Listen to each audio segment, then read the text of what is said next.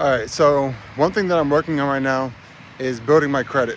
And this is something that I've done that helped to build my point, that helped to build my credit and actually increase my points by 100 points in about 6 months. So, first thing to do is to get a copy of your credit report. You can get a free copy. Just focus on getting a free copy. Don't focus so much on like the score. You can get a copy with your score included, but really you just want to see what's on your credit report. When people look at it, you want to see what are they seeing. So first off, get a copy of your credit report. Then after that, you want to see, okay, what's really outstanding. Do you have good credit on there? Do you have bad credit on there? Just see and go through everything that's on there and see what you can challenge and what you can't. Right? If you can get like a revolving amount of credit, then do so. I got a pledge loan from my bank, and I was able to increase my credit that way.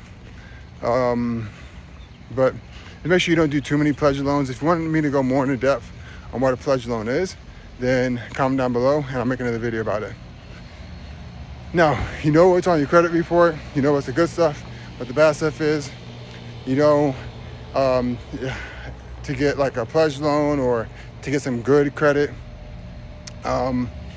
Now, you also need to determine why do you want good credit? Like, what are you going to use it for?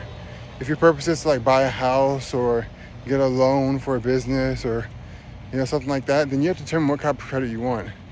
If you're getting a business loan, then maybe you could try to build business credit, which is different from personal credit.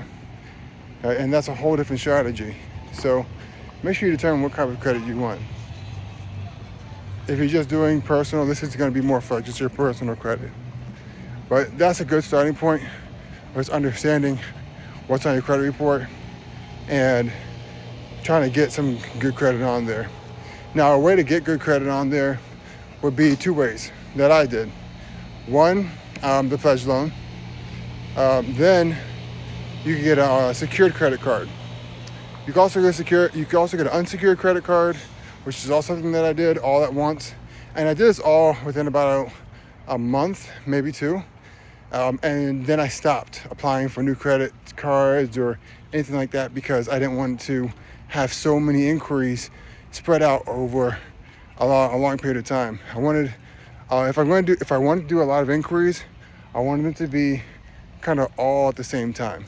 So that's why I said like 30 to 60 days is when I would kind of focus on getting all these inquiries. So I got unsecured and I got a secured, and then I opened up a new bank account with a credit union because I wanted to try to build that relationship as well. So because they get the best rates, right? They get such good rates. So I wanted to kind of build a relationship with them. And so after I got those two things, I've started to use my credit account. One thing, when you get your unsecured or secured card, that you're probably going to get it in between like a billing cycle. Don't let it be reported as zero balance, because you just wasted a whole entire billing cycle with a 0% credit utilization.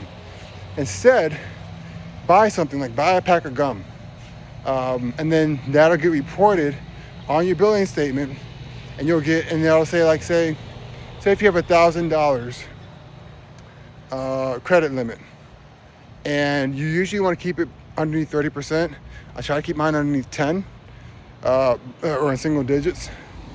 And so what's going to happen, your first billing cycle is going to say you have $1,000 limit. Let's say you put $10 on your credit card.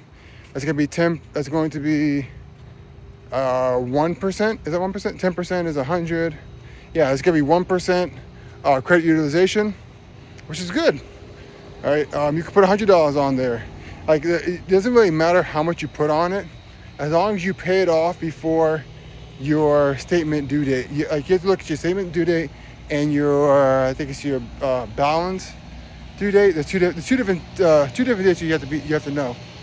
And one is when your balance is due. One is when your statement is due. Basically, what it is One is when it's recorded, and when your utilization gets recorded to the bureaus, and the other one is when your statement is actually due. And for me, I'm always 30 days behind. So if I use $100 on my credit card statement this month, then it gets reported for this month, and then I have to pay it back in the next 30 days after it's reported. All right, so essentially I have like 30 to 45 days to pay off that $100, which is cool. But you're gonna get your credit card in the middle of the billing cycle most likely, and what you want to do is you want to use it. You have to use credit, because that's what a credit score really is. It just says how good are you at utilizing other people's money, essentially. And the better you are doing that, the better your credit score is going to go up. And I know this is like a really, really short kind of video of like what I did, but if you are looking to have a more in-depth like conversation about, hey, what I did and how I did this, and you have any questions, comment them down below. Comment credit down below, and I'll just say I'll share with you what I did in like a quick short guide or something like that. And I'm not gonna charge you anything, guys, completely for free.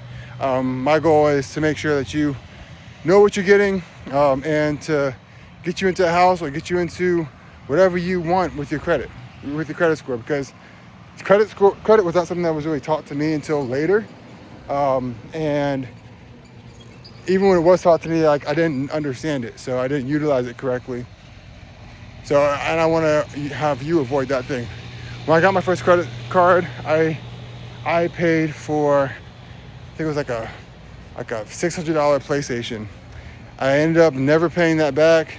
It grew to like $7,000, and the card was closed. So I don't want that to happen to you, and I want you to learn from my mistakes. So yeah, hopefully that helps. And if you want to know more information, subscribe, and I will see y'all later. Peace.